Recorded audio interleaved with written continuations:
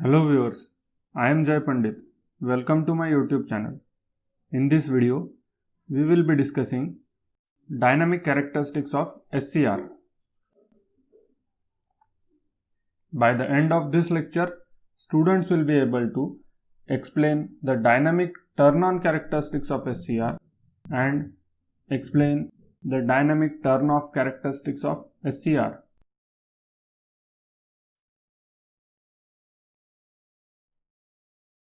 So let us start with what are the dynamic characteristics of SCR. In one of our earlier videos, we have already seen what are the static VI characteristics of SCR. The static VI characteristics of SCR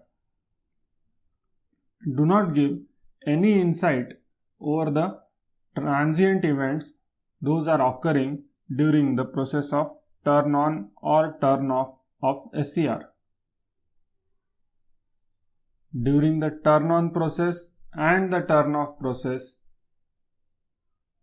the waveforms of current and voltages of the SCR are given in detailed format by the dynamic characteristics of SCR.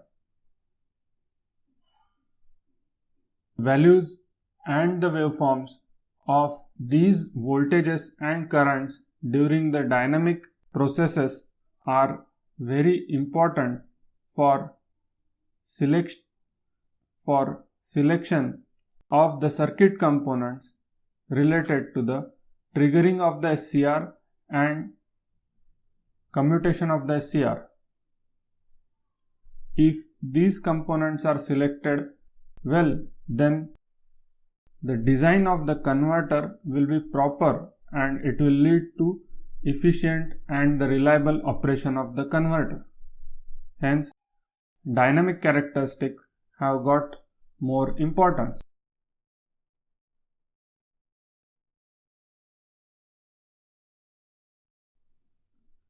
Dynamic turn-on characteristics.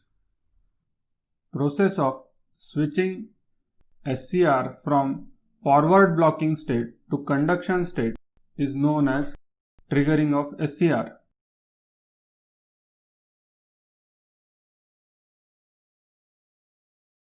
Characteristics plotted during this transition state are known as the dynamic turn-on characteristics. Time required for this transition to occur is known as the turn-on time. For this transition to occur, a positive gate current is applied to the SCR gate. Further, the turn-on time of SCR is subdivided into three different parts, namely delay time, rise time, and spread time. These times are expressed in terms of waveforms of anode voltage and current.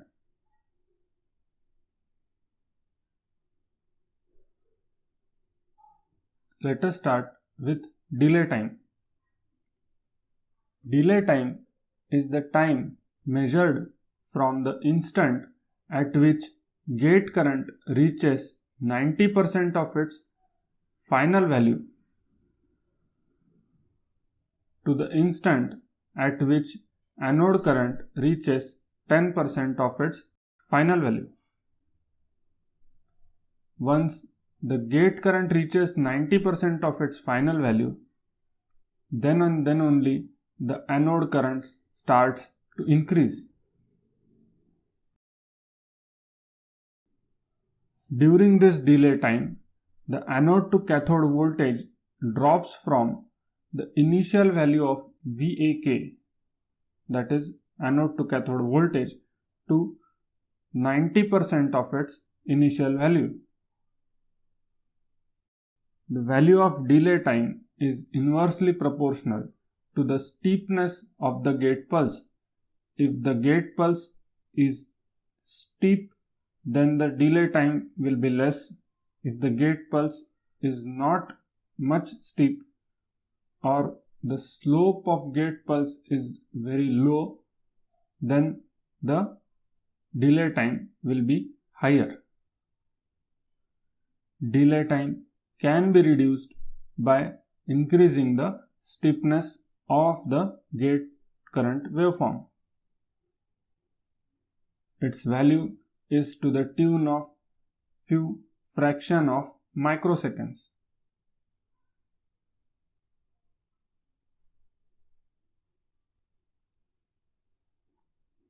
Rise time.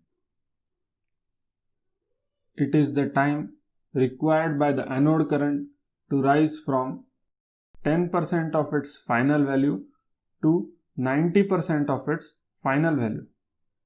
Now, what would be the final value of anode current? Final value of anode current would be that current flowing through the SCR when the SCR is fully turned on or it is in conduction state. During the rise time, the anode to cathode voltage drops from 90% of its initial value to 10% of its initial value. Again, the rise time can be reduced by increasing the steepness of the gate current pulses and by increasing the magnitude of gate current pulses. As we can see over here from the last graph, that is showing the power loss which is occurring during this switching process. Power loss during the rise time is highest as compared to that of power loss occurring during the delay time. This is because there are significant values of anode to cathode voltage and anode current.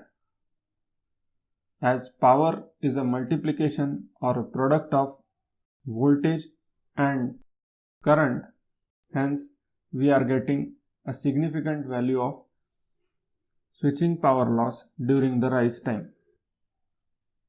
During the rise time, there are also chances of forming local hotspots due to these losses. When the SCR is triggered, initially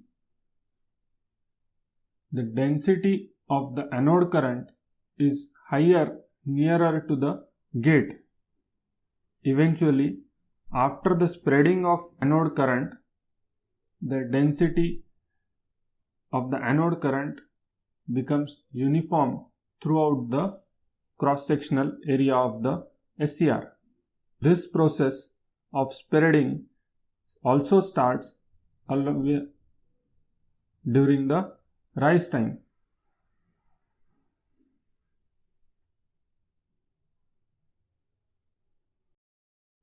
Spread time. Spread time is the time taken by the anode current to rise from 90% of its final value to its final value. During this spread time, the anode voltage drops from 10% of its initial value to the on-state voltage drop.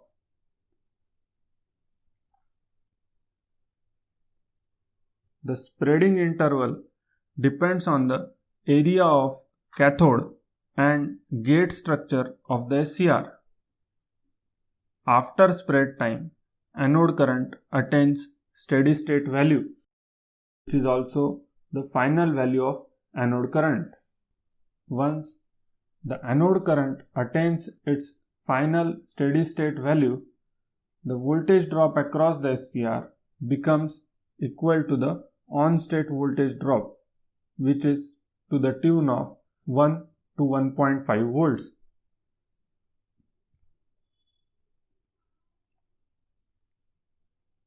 Total turn-on time of the SCR is sum of delay time, rise time and spread time, which is given by T-on equal to Td plus Tr plus Ts.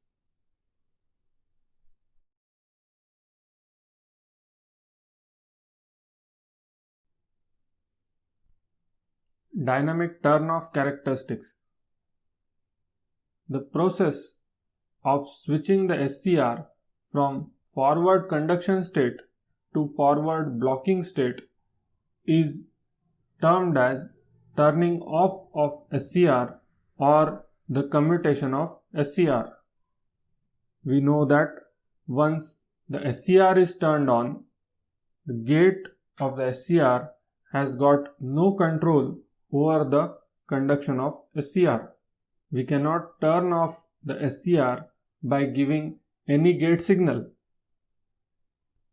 SCR can be turned off only when the current passing through it reduces below the holding value of current of the SCR. There is one more point regarding this. If we apply a forward voltage as soon as the current goes below the holding value of SCR, the SCR will again turn on without applying a gate signal. Thus, to avoid such a condition, device must be reversed biased for a finite duration after the anode current becomes 0 or it becomes lesser than the holding current. The complete characteristics during the turn-off process of SCR are given by the dynamic turn-off characteristics.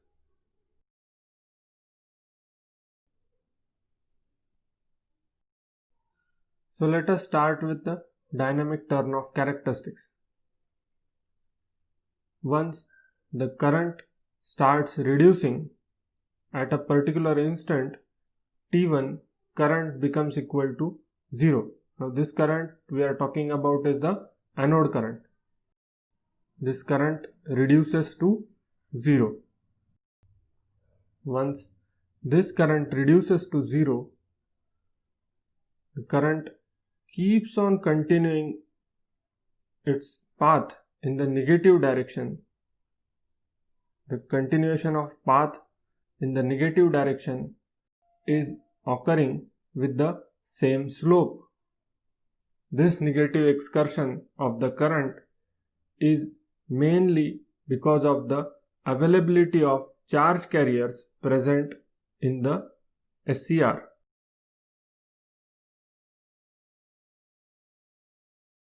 This negative current removes the charge carriers or free charge carriers present in the junctions J1 and J3 of the SCR, which are the end junctions of the SCR. At time T2, around 60% of these charge carriers are removed. With the removal of these charge carriers, the density of charge carriers is also reduced. If the density of charge carriers is reduced, then the current is also bound to reduce. So again, the current moves towards the 0. Here we can see the current has changed its slope or reversed its slope. Since there is a reversal of slope in the current, the circuit inductances will not allow this change in current. Circuit inductances will impose a reverse voltage across the SCR. This reverse voltage starts to appear across the SCR at time T2, because at time T2 only the current has started to change its slope. At time T3, the free charge carriers present in the junction J1 and J3 are fully recovered, and the SCR is now ready to block the reverse voltage.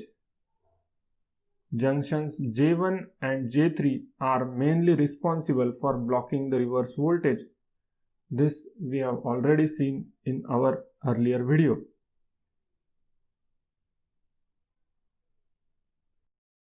Now, even after recovering junctions J1 and J3, SCR is still unable to block the forward voltage because the charge carriers are trapped in the inner two layers of the SCR. For allowing those charge carriers to recombine, we need to give some time to the SCR. So these charge carriers recombine during time T3 to T4. This time is usually known as the gate recovery time. At time T4, the recombination of charge carriers present in the inner two layer is complete, and hence from T4 onwards the SCR is capable of blocking the forward voltage. But there is one more catch. The gate recovery time of any SCR can vary from 3 to 100 microseconds. Value of gate recovery time is not fixed for all the SCRs. It keeps on varying. Even if the SCRs are produced from the same batch, the gate recovery time can vary. Hence, negative voltage has to be maintained across the SCR for some more time, as gate recovery time is variable and has no effect on the external circuit parameters. Reverse voltage is maintained across the device for time TQ. Time TQ is known as the circuit turn-off time of SCR. The device turn-off time is the summation of reverse recovery time and gate recovery time. We should always maintain the circuit turn-off time higher than that of the device turn-off time. The SCRs are particularly of two different types. First is inverter grade SCR and second one is converter grade SCR. They are classified based on the turn-off time, based on their turn-off time. For inverter grade SCR, the turn-off time may vary from 3 to 50 microseconds, and for converter grade SCR, the turn-off time may vary from 50 to 100 microseconds. So here we can see that inverter grade SCRs are having a faster operation as compared to that of converter grade SCR. Also, the inverter grade SCR are costly as compared to that of converter grade SCR. So this point has to be kept in mind before selecting the SCR for your particular circuit. So what we have seen in this discussion? We have seen dynamic turn-on characteristics of SCR and dynamic turn-off characteristics of SCR. These are some references which we have used for preparing this presentation. If you like this video, please do hit the like button. Please subscribe to our channel for more updates. Thank you.